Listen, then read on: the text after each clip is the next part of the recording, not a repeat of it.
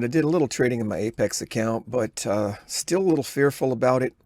But we did a lot of trading in the simulator today, and today seems to be, some days you feel confident in the direction bias.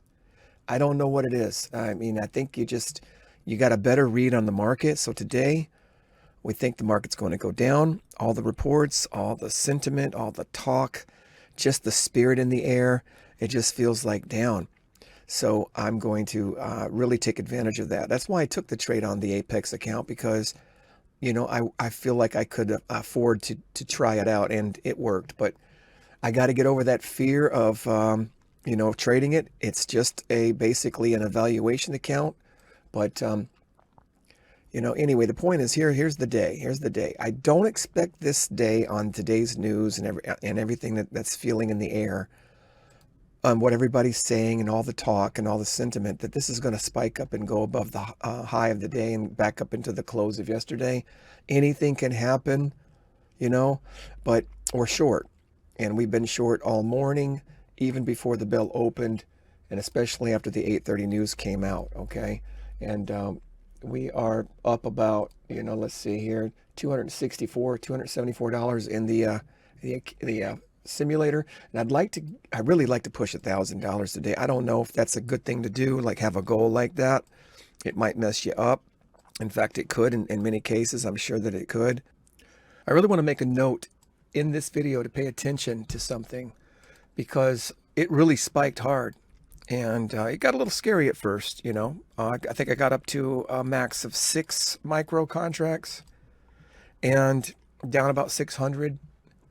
And we're up about 320 right now. But the point is, paying attention to all the different time charts is absolutely imperative, because this was a 60-minute candle right here, extremely green and strong, going up into this fair value gap, this huge fair value gap on a 60-minute chart. And it reversed, but you couldn't see the reversal area except for this fair value gap. But on the 15-minute chart, you can see it was rolling off the 20 EMA. I was like, when it started turning red, I felt a lot better about the whole thing. I was like, oh, thank goodness. I think this is where it's gonna roll off this right here, right? So using multiple time charts to get an idea of what's going on in confluence with everything else is very, very helpful. Very, very helpful. And I just wanted to point that out, that the 15-minute chart really gave me some confidence in my trading today. It was such a strong, bullish 60-minute candle going back up into that range up there. And you never know what's going to happen, So yeah, this could have turned into a pintail green, kind of a hammer reversal day. You never know. But it really helped to pay attention to all the time charts together as one. Okay, let's take a look at all these trades. I think the last time I was recording, I was somewhere over here in this particular area.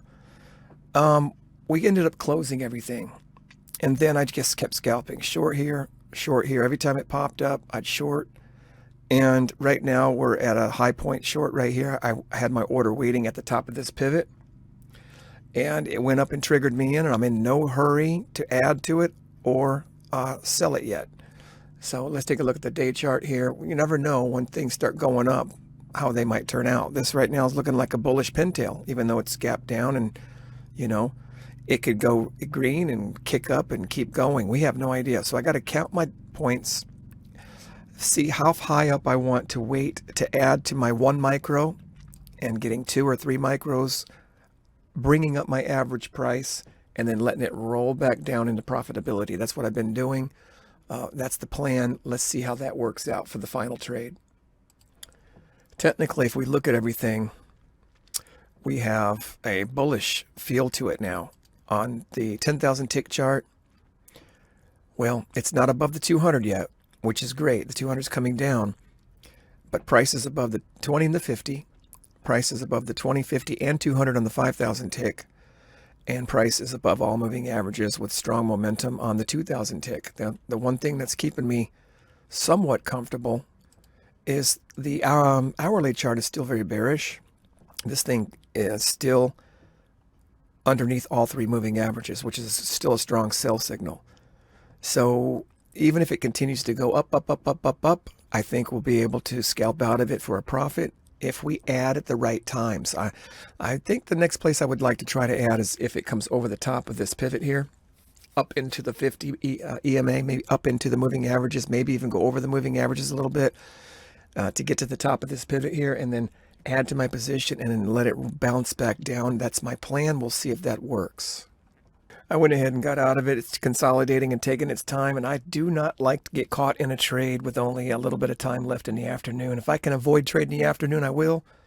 So as soon as it got profitable, I got out, and I'm done for the day. Let's take a look at what we're up here in this particular account. A simulator with 385, and the Apex only 34. But another profitable day, and thank God for that. I'll see you on the next video.